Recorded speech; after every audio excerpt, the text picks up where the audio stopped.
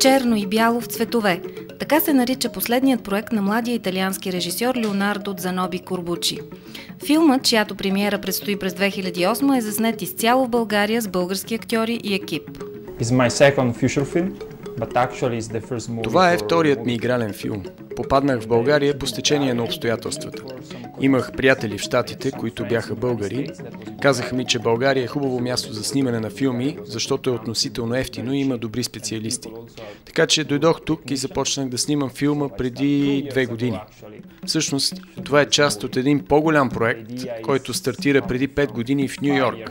Въобще е дълга история.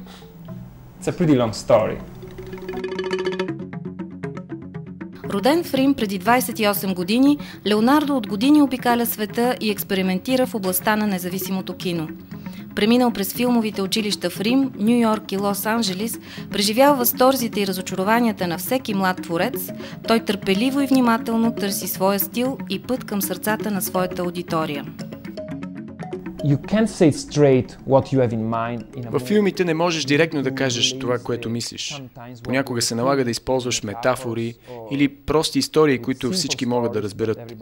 В тези истории ти вплиташ своето директно послание. На директния въпрос дали вярва в Бога, Леонардо не се колебае да отговори положително. Исус и Отец, те знаят всичко за теб. Не можеш да скриеш нищо, така че трябва да бъдеш максимално честен и откровен. Когато имаш проблем, говориш с Исус и го молиш да ти помогне. Както един син би помолил баща си за помощ. И каквото и да стане, разбираш, че има някой, който е близо до теб.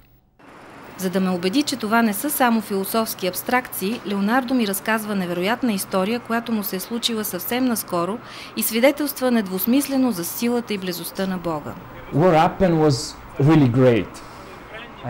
Случи се нещо наистина невероятно. Беше в навечерието на Рождество, аз бях в България и работех по филма.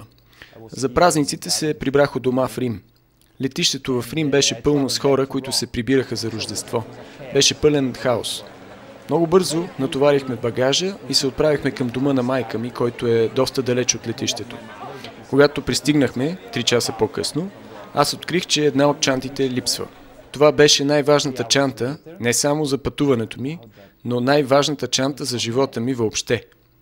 В тази чанта беше лаптопа ми с всичките ми проекти. Сценарии, документи, архиви, уебсайтове, всичко.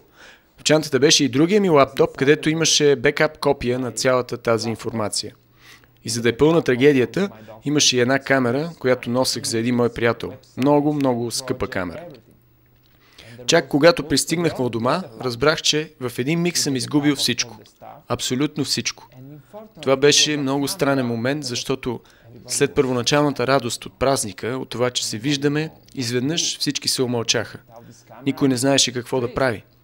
Аз се разстроих и започнах да говоря за това, че съм изгубил всичко, че сега няма смисъл да продължавам да бъда режисьор, без сценариите, без проектите, над които бях работил толкова години. Просто няма смисъл. Майка ми и сестра ми се разплакаха, малкият ми брат също.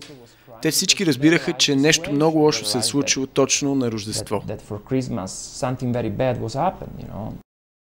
Лео се връща на летището и прекарва следващите 12 часа в отчаяно търсене на загубения багаж, но напразно.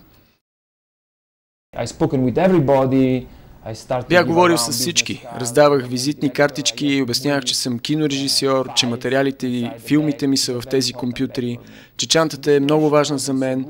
И ситуацията беше доста безнадежна, защото летището беше свръхнатоварено заради празниците и никой не искаше да ме слуша и да се занимава с моя багаж. Накрая разбрах, че нищо повече не мога да направя.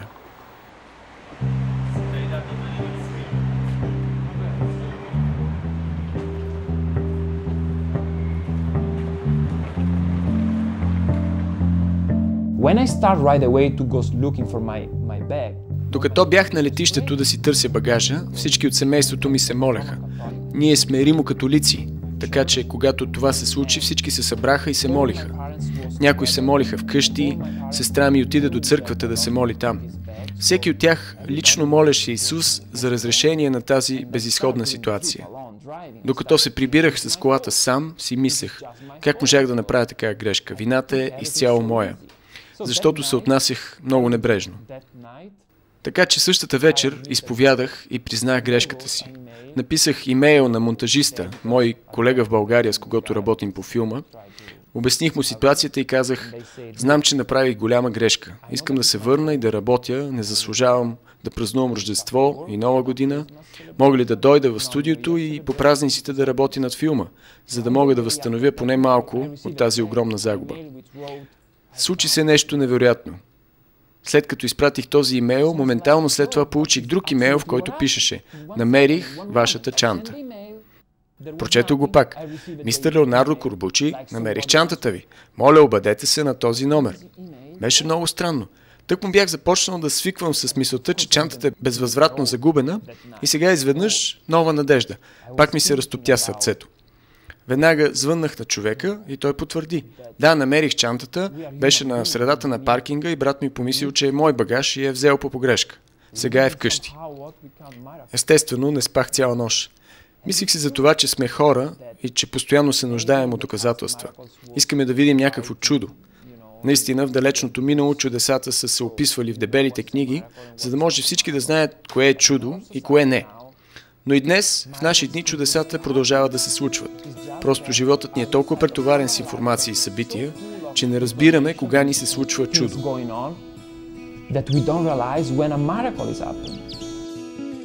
Историята завършва благополучно. Чантата е намерена и семейството на Леонардо се събира около рождествената трапеза с още една голяма причина за благодарност към Бога. Празничната нощ се спуска над Рим, а Леонардо вероятно си мисли: всичко е добре, когато свършва добре.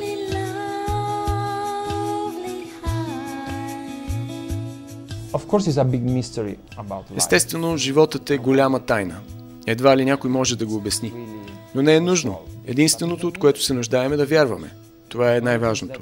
Да вярваме в Бог, да вярваме в чудеса, така те ще се случват, да вярваме, че с молитва проблемите могат да се решават. Трябва да вярваме, че когато човек е добър, животът на всички около него става по-добър. Така че вярата, според мен, е най-важното нещо. Ако приложим това към професията на режисьора, то става въпрос за голяма отговорност. Какво да каже един режисьор в своите филми? Колко от моята християнска гледна точка да покажа във филма си? Това е голям въпрос. Да търси отговори на големите въпроси е една от личните каузи на младия режисьор. Това го отвежда в Куба през 2005, където с камера и микрофон разпитва хората за революцията, за Фидел Кастро, за идеалите. Любопитство, което му осигурява една нощ в кубински затвор, но му дава материал за документалния филм «В търсене на Фидел».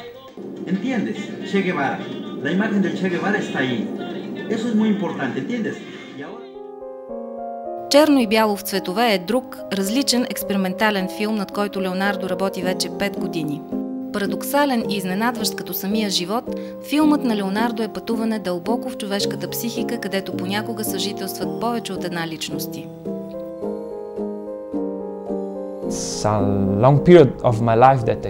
Доста години от живота си посветих на този филм и мисля, че е време да го приключа. Така че надявам се тази година през зимата да мога да го представя в София. Надявам се и вярвам, разбира се. Не ни остава нищо, освен да пожелаем на добър час на Леонардо Корбучи и да очакваме премиерата на Черно и бяло в цветове.